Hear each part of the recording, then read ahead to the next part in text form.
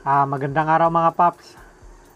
Samahan niyo po akong panoorin ang pag-overhaul po ng isang diesel engine. Ito po yung diesel engine, nakatanggal na po ito sa kanyang chassis.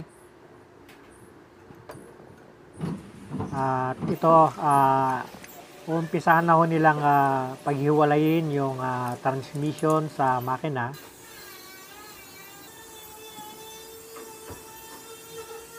Ayan po, may mga ilang tornilyo lang po yan na nakapaikot po sa bell housing niya. Yan po, tatanggalin lang ho yan para humiwalay po yung transmission sa mismong makina.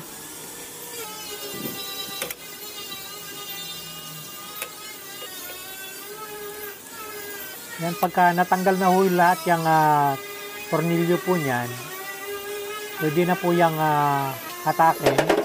Yan, nahatak na po nila para ho humiwala yung mismong transmission sa kanyang makina. Ayan o, nahiwalay na po nila. Bubuhatin na po nila yung mismong transmission. At ito po, yung mekaniko, inuumpisahan na po niyang tanggalin yung pressure plate. Yan po, makikita nyo po yung pressure plate, puro kalawang na.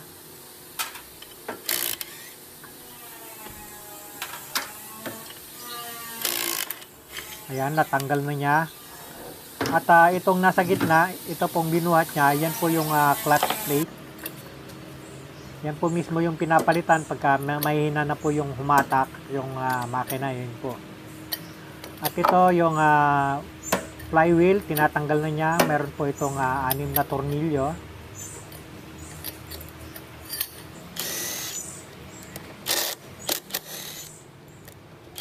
Yan po yung flywheel mismo. Yan po yung nagsisilbing pinapaikot po ng starter motor para may pa-start po yung makina. At ito, tinatanggal na ho niya yung flywheel housing. Diyan po nakadikit po yung starter motor.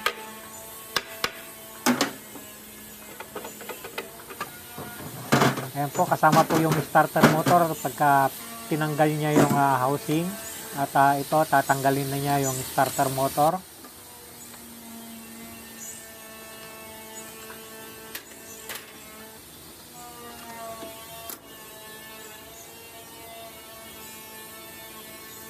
Bali, 2 tornilyo lang po yan nakakapit sa starter motor.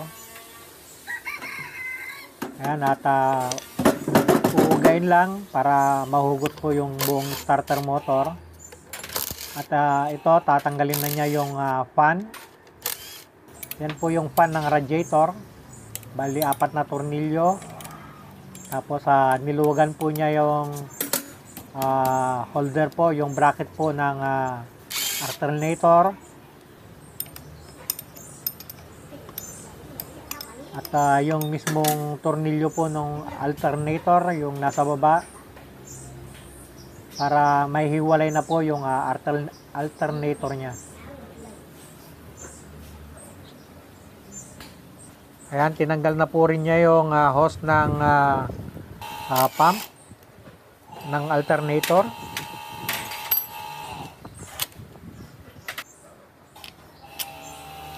Ayan na po, pwede nang tanggalin yung mismong alternator niya. At i-draining po niya yung drain plug para matanggal po yung langis sa ilalim. Yan po yung buong langis po ng makina.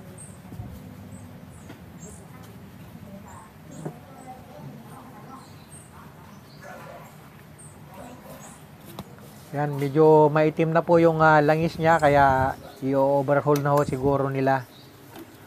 Siguro at matagal na ring walang galaw ang makina at medyo mahina na, kaya i-re-recondition na po nila yung buong makina niya.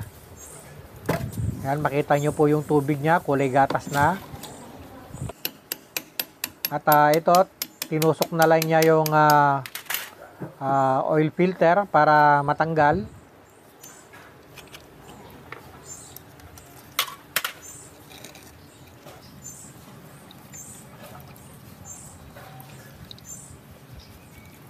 Ayan, at pagkatanggal yung lumang langis ay huwag nyo pong itapon basta-basta. Dahil masama po yan sa kalusugan ng lupa. At ito naman po ang fuel filter. At tinatanggal na niya yung hose papunta sa fuel injector. Ayan na po, natanggal na po yung filter. At ito, tinatanggal niya yung huli po ng makina. Diyan po nakakabit yung belt papunta sa pan.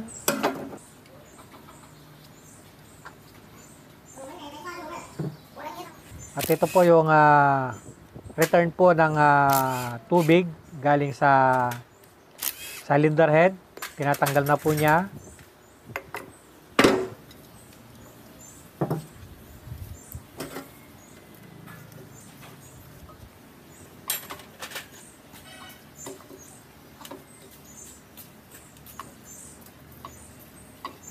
At ito pong nasa ilalim, yan po yung yan po yung tinatanggal niya, yan po yung water pump.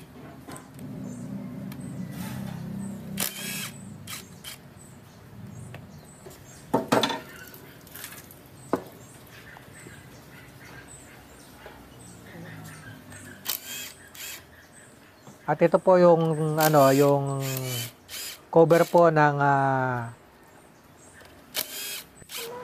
injection pump. Nakakabit po yan sa timing cover.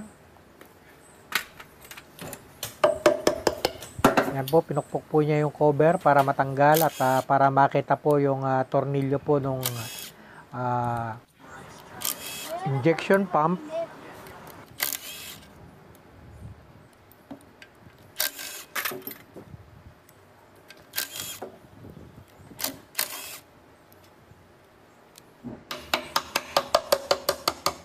Ayan po, pinukpok na po niya yung timing cover para kumalas po sa kanyang pagkakadikit. Yan po, kung makikita po nyo yung mga gear po sa harapan, puro maitim na. At ito, tinanggal na po niya yung valve cover.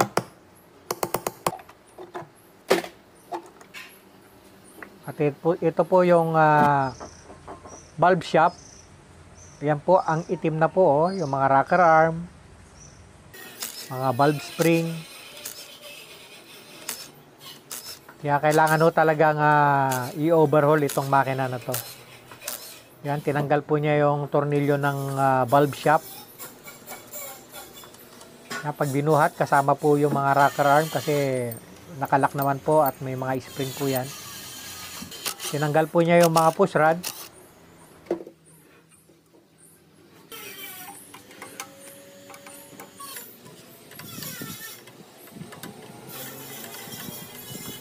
Ito, tinatanggal na niya yung intake manifold.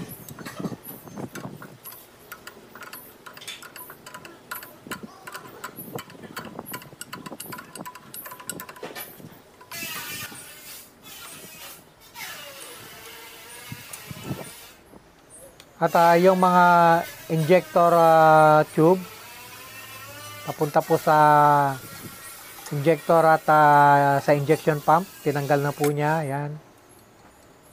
4 na piraso po yan.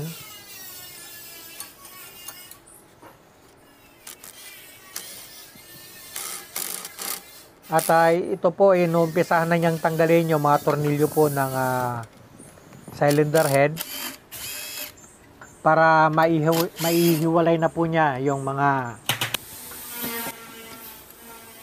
ito, yung injector muna, ang una niyang tinanggal. 4 na injector.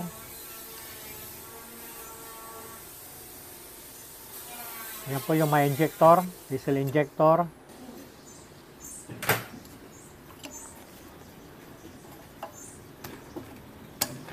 Ito po yung isa, medyo mahirap, kaya medyo natagalan siya dyan.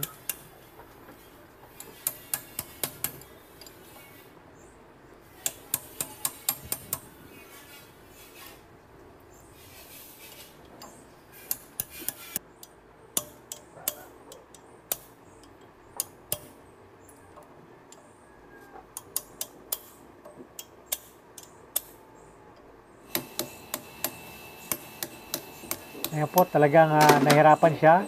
Ginamitan na niya yung magic sinsin para umangat. Ayan po yung tornilyo po ng intake manifold sa ilalim. Ayan, nahiwalay na po niya yung manifold. At ito naman yung exhaust manifold ang tinatanggal niya ngayon. Ayan, natanggal na rin. At ito na yung mga tornilyo ng cylinder head.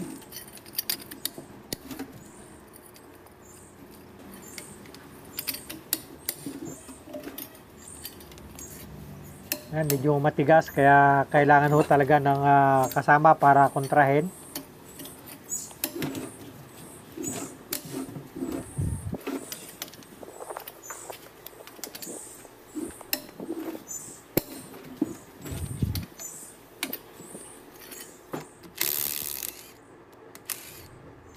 At nung maluwagan, ayan, ginamitan na ho niya ng impact gun para mabilis pa ikutin.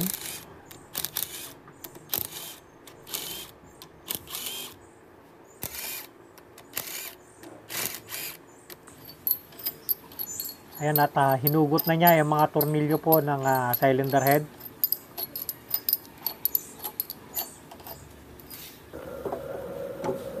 At ayun, nasikwat na po niya yung cylinder head at pwede na siyang buhatin para umiwalay. Ayan na po yung piston. Malutang na.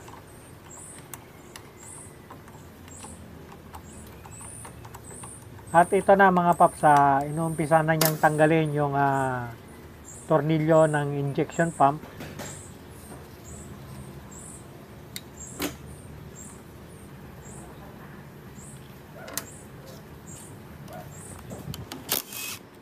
Ayan, tinanggal po niya yung tornilyo sa gitna ng injector pump gear para matanggal.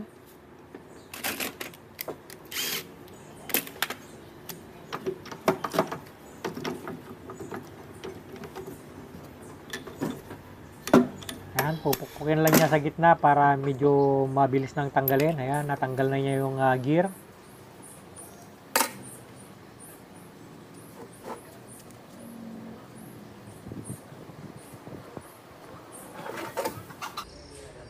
At ayan na ho, natanggal na niya yung injector at saka yung injection pump at dinala sa calibration. Ayan, inuumpisa na ho nilang i-repair yung mga injector. Ayan, papalitan po yan ng mga bagong o-ring.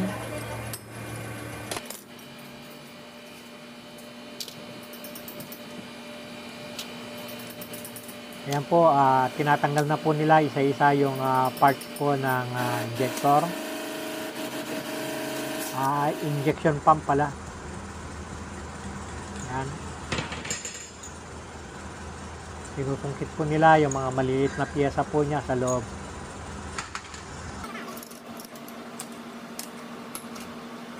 Ayan, at hinuhugasan na yung mga maliliit na piyesa. Yan, hindi ko alam kung anong mga pangalan nito pero lahat po yan ay nasa loob po yan ng injector pump.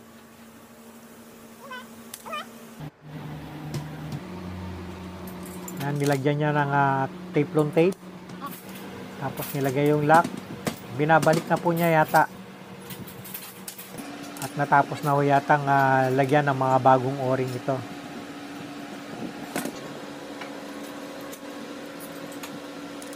Hindi pa. Ito. Tinanggal po niya lahat ng piyesa na maliliit na naiwan. At hinugasan ulit. Yan, tinanggal na po niya yung mga lumang o-ring.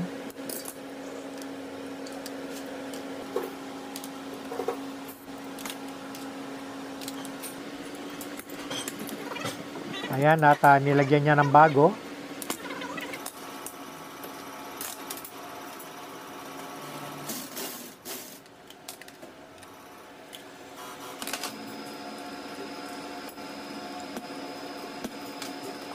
Ayan po, nilalagay na po niya lahat-lahat ng mga tinanggal niya nung una para i-assemble na ho doon sa housing po nung injector pump.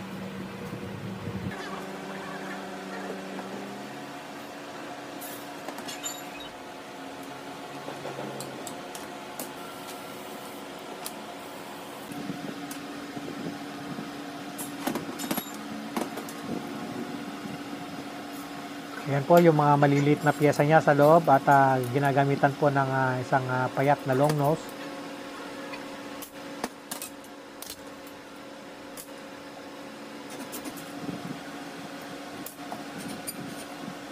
Ayan, at iniilawan po niya habang kinakabit. Siguro may sinesentro po siya sa loob.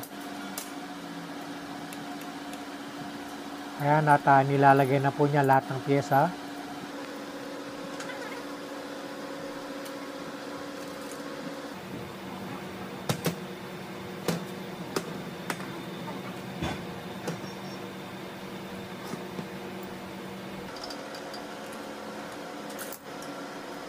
At ayan na po, nabuo na po niya yung injection pump.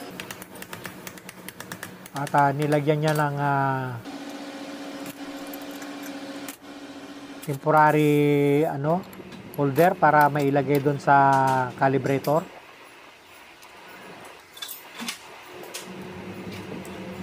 Yan, nilagyan po niya ng daanan ng diesel.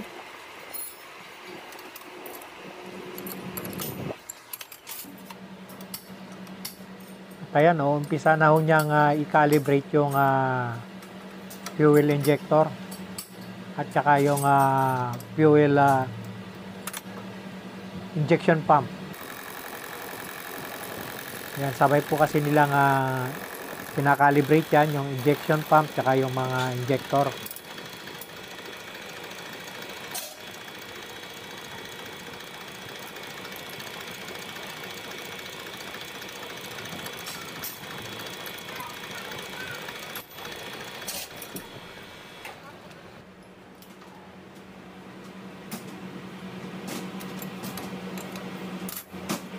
Ayan, at tapos na niya yata i-calibrate.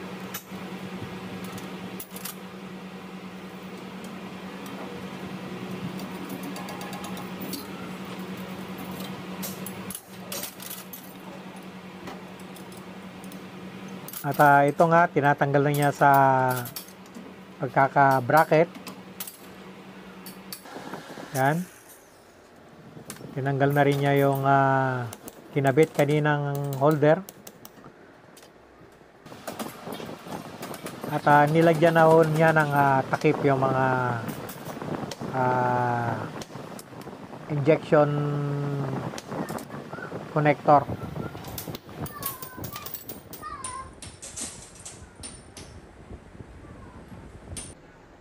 At ayan, at naiuwi na niya.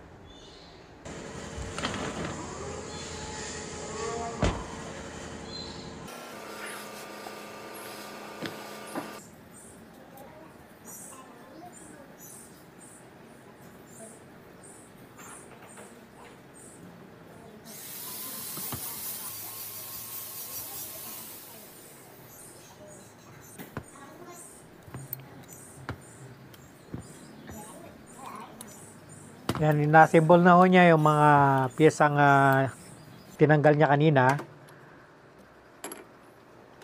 At ito, inumpisa na niya ulit baklasin yung mga natirang piyesa dun sa makina ng truck.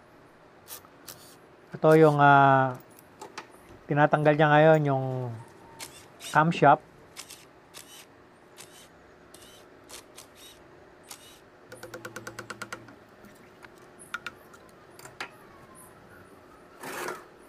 Tanggal na yung front cover.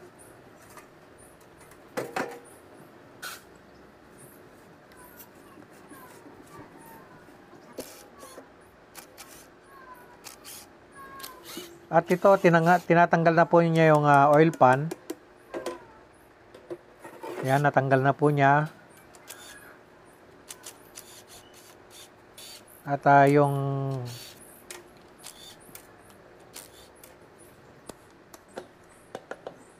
yung piston, ayan, tinanggal na rin niya.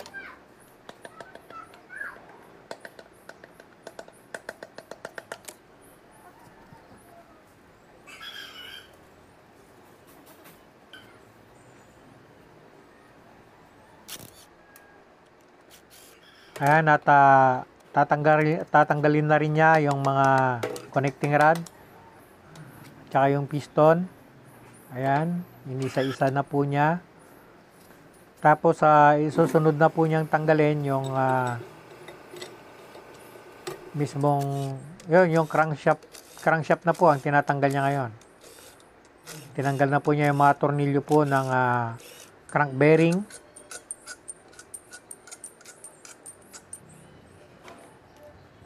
Ayan po yung mga crank bearing po niya, tinanggal na.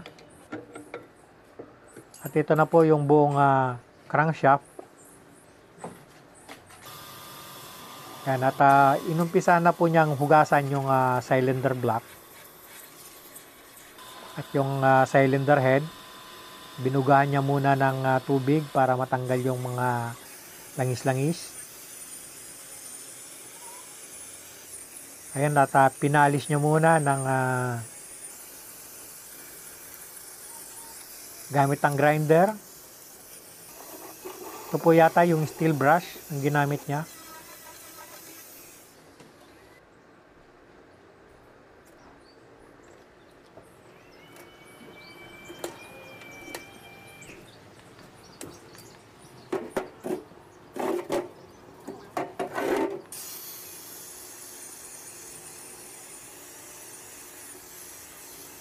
Yan, nilinis lang po niya lahat para magandang pag-assemble niya mamaya. Wala nang problema. Susubukan po niya yata itong pinturahan niya mamaya.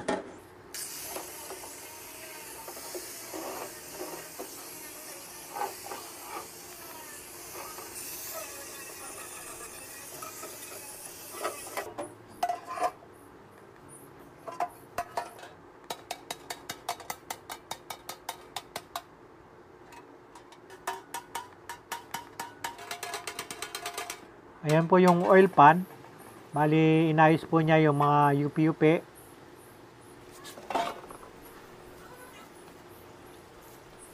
At ayan, nilinis na rin po niya gamit ang diesel.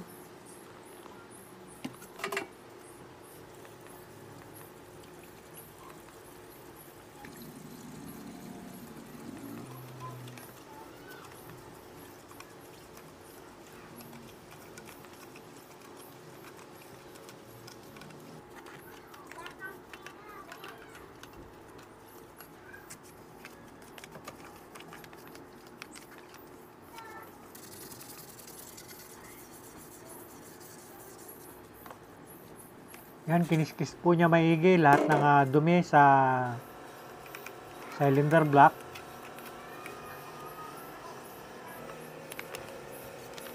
Yan, tingnan nyo po, malinis na malinis po siya. Ayan, at hinahanginan na po niya yung cylinder block para i-assemble na ho. So, i-assemble na ho yung mga piyesa niya. So, hugasan na niya yung camshaft. At ito yung mga piston. Pati yung dating daanan ng ring. Sinungkit po niya. At ayan po, inuumpisa na po niyang ilagay yung mga crankshaft bearing. At ipinatong na niya yung crankshaft. Ayan po yung mga crank bearing na pang-lock.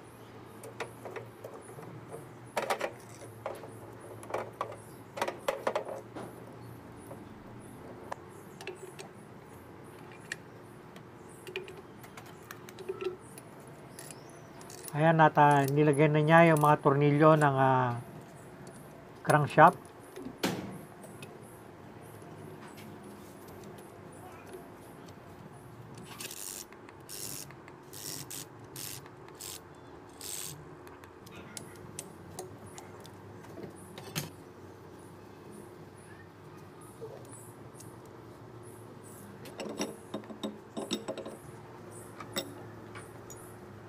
Ayan, at inaayos na po niya. Inilagay na rin niya yung mga gear. Ito po yung alam ko, pagkakalam ko, yan po yung gear po ng camshaft. At ayan, lalagyan na po niya ng mga gasket. At ginamitan pa niya ng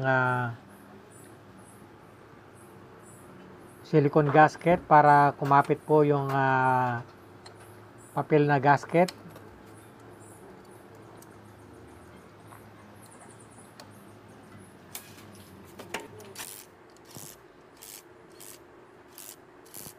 Ayan, at hinigpitan niya yung mga tornilyo ng cover, front cover po yata yon. At ito na po yung flywheel housing. Nakabit na rin niya.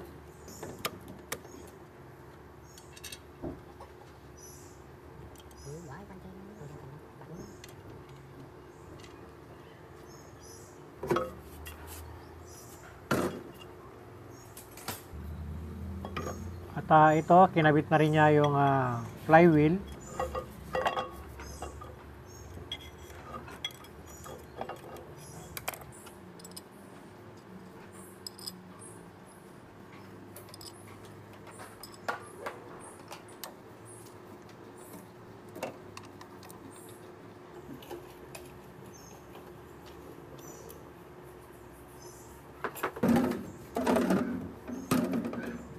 At ayan na ho, binaliktad niya para ikabit naman ngayon ang mga piston.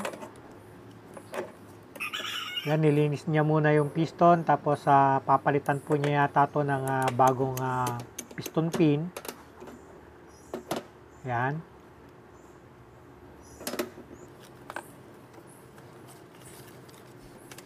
At ito, yung bagong piston ring na binili niya, ikakabit na rin niya.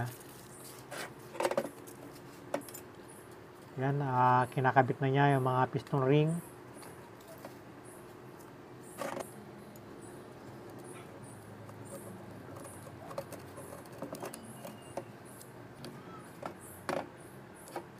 At nilagay na rin niya yung mga bearing po nung connecting rod.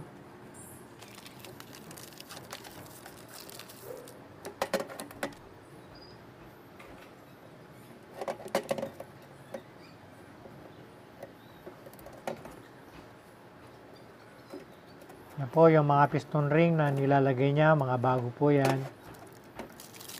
At nilalagyan na rin niya ng bearing yung connecting rod para pagsalpak po mamaya ay dire-diretso na. Ayan, na kumpleto na niya po yung apat na lagyan ng mga ring at bearing. At nilangisan po niya yung cylinder block para may pasok po yung piston.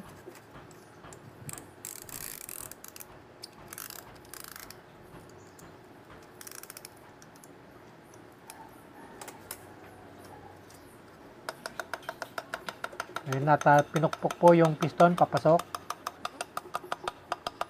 Ayan po, masisilip po yung connecting rod na naka-align po dun sa crankshaft. At ayun, nilagyan na niya ng bearing sa likod.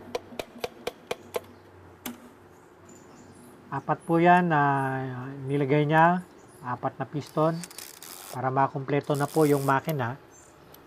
At ito, ginamitan na niya ng torque wrench para masukat yung tamang higpit po ng bearing.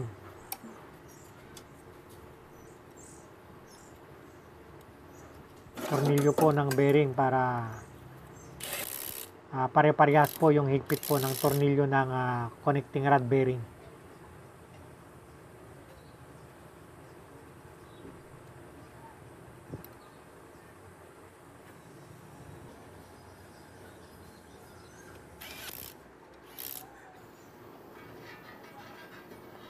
At ibabalik na niya yung oil pan. Nilagyan po niya ng silicone gasket at yung gasket mismo.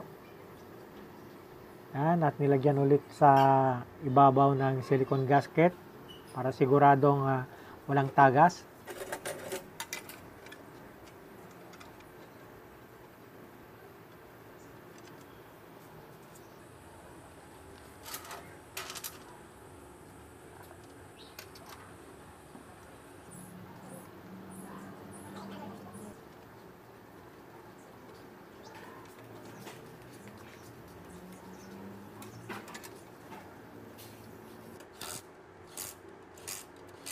Yan, ito kahit hindi na ho gamitan po ng torque wrench kasi cover lang naman po yan.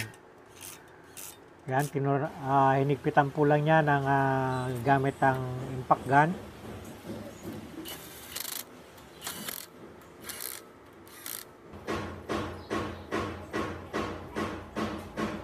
Yan, at inassemble na niya yung mga gear.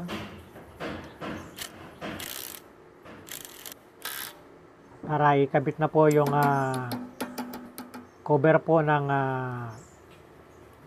timing cover.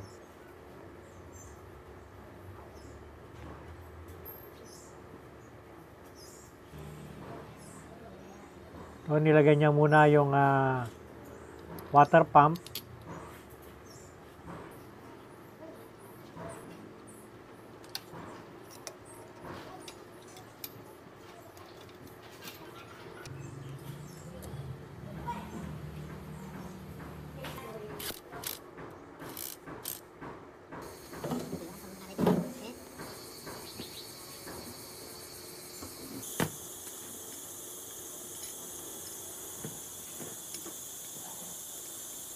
At ito, inuumpisahan na niyang tanggalin yung mga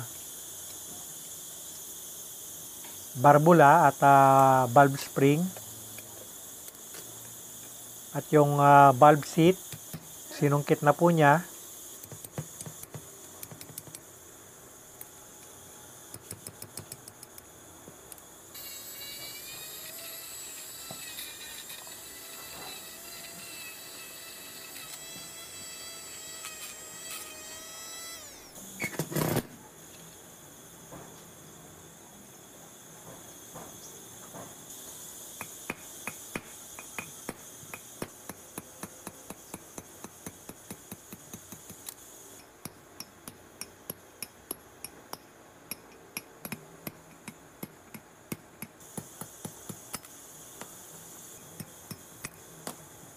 Yan, pati yung mga valve guide, tinanggal po niya para palitan po ng bago. Kasi pagka luma na, medyo maluwag na po yan sa mga barbula.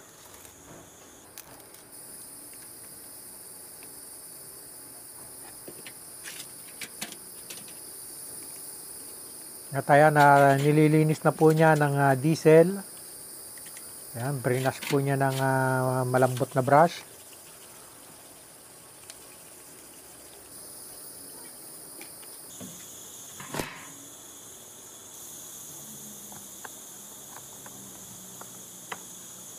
At ito na po yung mga bagong ikakabit niya. Bagong valve guide.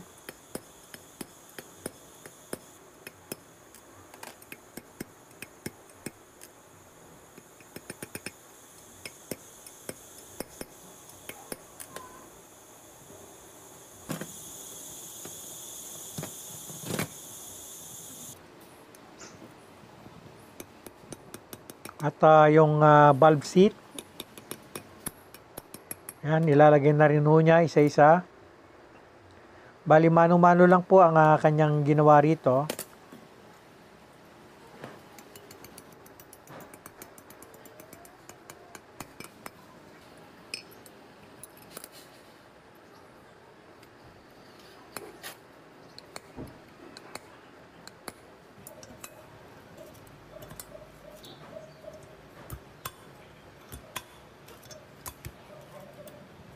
Yan, at nilalagay po niya yung mga barbula para hasain po. Yan, umpisa na po niya mag valve lapping. Yan, ginamitan po niya ng grinding compound at barena po yata yung ginamit niya rito.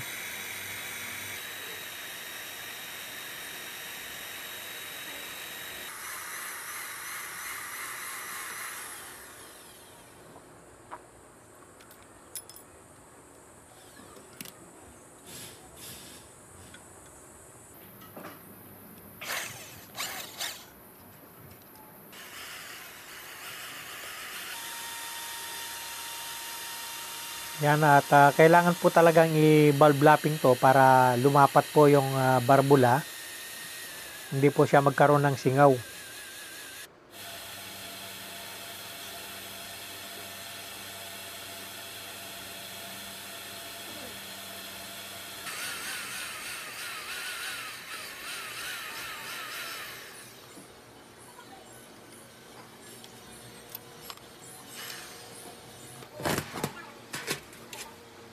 Ayan, at natapos na siyang mag-valve lapping. Hugasan nyo ulit para matanggal po yung mga natirang grinding compound. Kailangan ho kasi malinis na malinis, wala ho dapat matitirang grinding compound kasi medyo nakakasira po yan ng bakal. Nahasa po yung bakal pagka naiwan po yung grinding compound.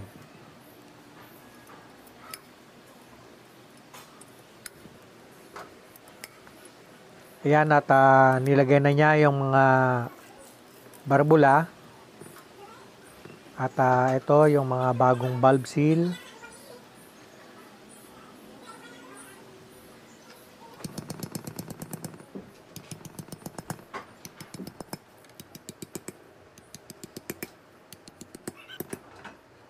Yan, sinigurado niyang nakalapat maigi yung mga valve seal at nilagyan ng langis.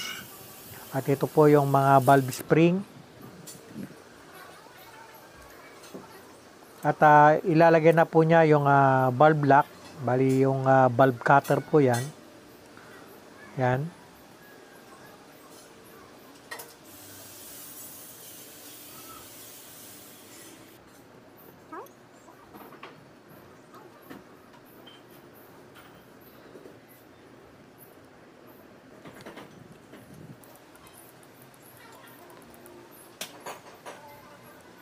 Ayan, at ilalagay na rin niya yung bagong cylinder head gasket. Ayan, binasa niya muna ng langis. At ito, nilagay na niya yung cylinder head at yung mga tornilyo para higpitan na po yung mga tornilyo. Ayan na po, hinihigpitan po niya yung tornilyo po ng cylinder head. At ito, ginamitan na po niya ng torque wrench para pantay-pantay yung higpit. At ayan, nilalagay na niya yung mga push rod. At ito na po yung rocker arm shaft. Ilalagay na rin niya. Ayan, may nilagay na niya yung mga tornilyo.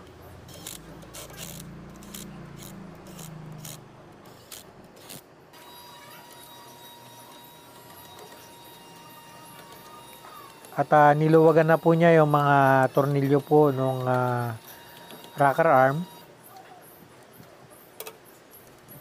Yan po yung ina-adjust po niya yung gap po ng rocker arm.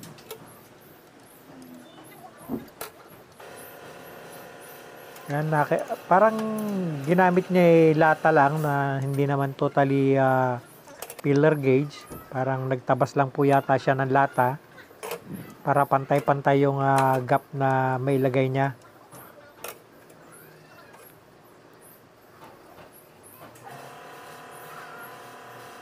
Ayan, lata nga lang po yung ginamit niya. Ayan. Kinortihan niyang parang filler gauge.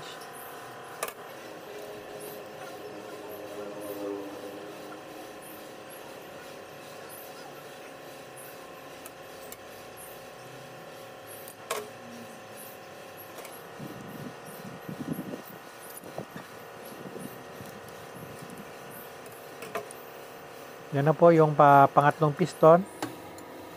At in-adjust po niya yung rocker arm ng pangatlong piston. At yan, kinukuha niya yung number 4. Ayan, number 4 na po yan. Na-adjust niya. Kinukuha niya yung sukat ng intake tsaka exhaust.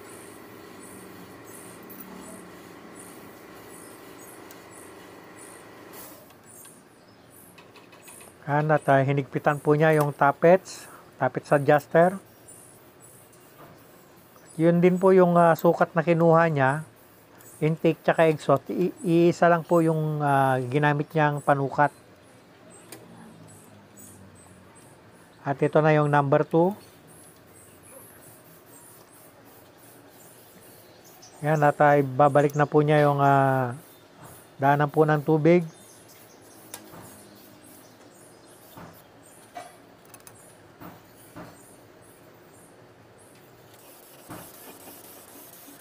Ito po, pininturahan na niya po yung buong makina para magandang tignan at hindi ho magkaroon ng kalawang kaagad o kaya corrosion po ng aluminum.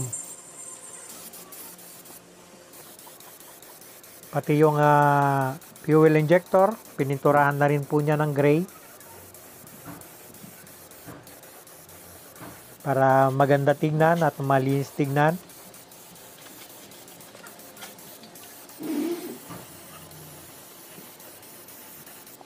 Ito yung alternator at ito naman yung intake manifold. Pininturahan din niya.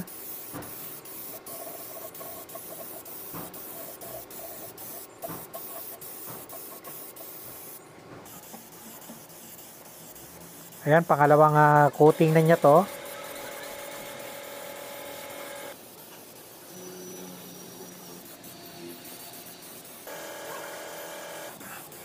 Yan, gumanda po yung makina habang nung patapos na. Ito yung valve cover, ginawa niyang kulay red. Pati pala yung injection pump, ginawa niyang red. Bali primer lang pala kanina yung una niyang pinintura. At yung alternator kulay blue ang ginamit niya.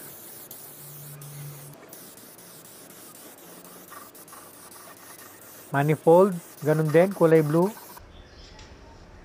Ayan po, natapos na yung pinturahan.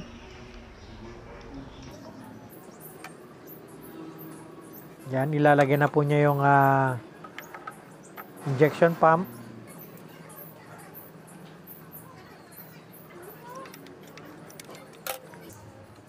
Yan, tinornilyo lang, 2.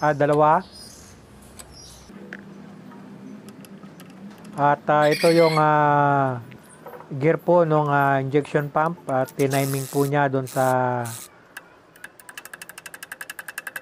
gear po ng crankshaft. At ilalagay na po niya yung timing cover. Nilagyan po niya ng gasket.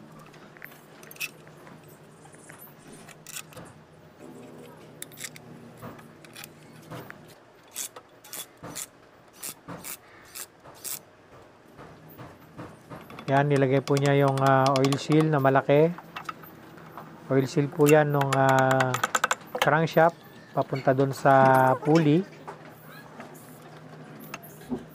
Ito yung cover po ng gear po ng injection pump.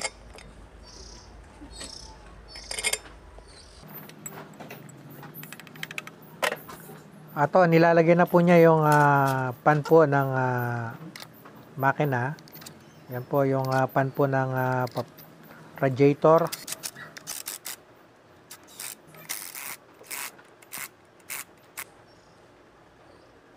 Ayan, magandang ikot. At ito, nilalagay na niya yung alternator na bagong pintura.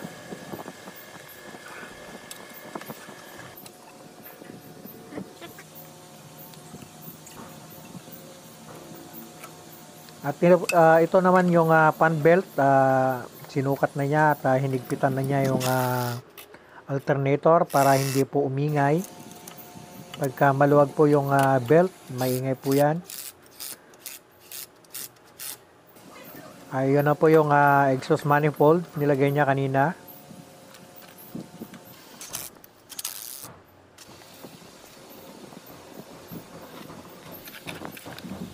Ito na yung mga hose ng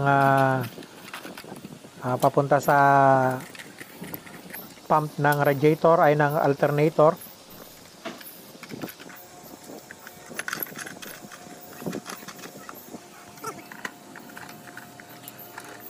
Yan, nahigpitan na po niya.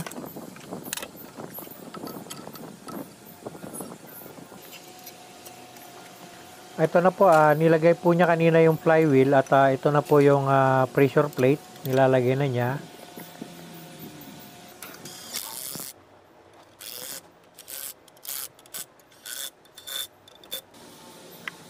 At yung valve cover, pati yung tornilyo, bagong pintura, colored din.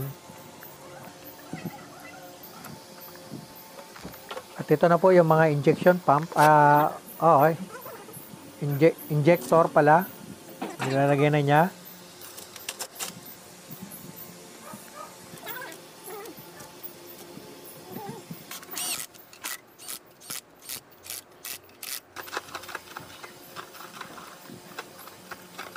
Ito, nilagay po niya yung connector po ng heater plug. Hindi po pala, return po yan ng, ng injector.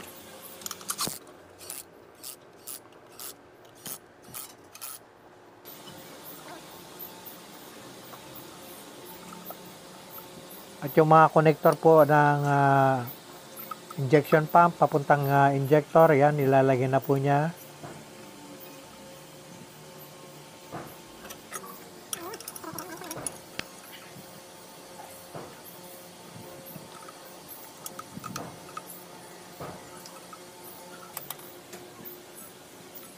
At ito po yung bagong pinturang fuel pump, nilagay na rin niya. Fuel filter pala to.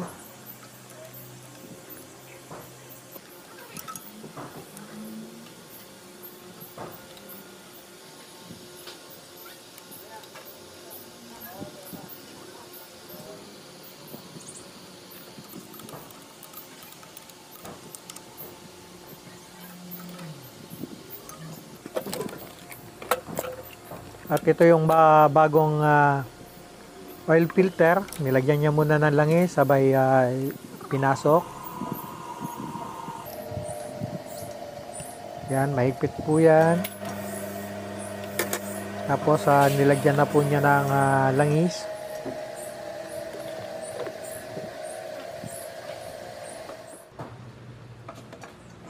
At ito po, bagong starter motor po yung nilagay niya.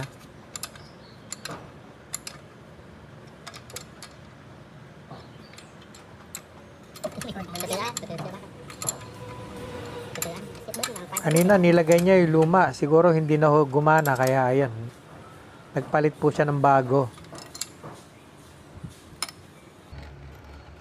Ayan, at sinubukan na niyang pandarin. Ayan, success po ang kanyang ginawa, mga paps.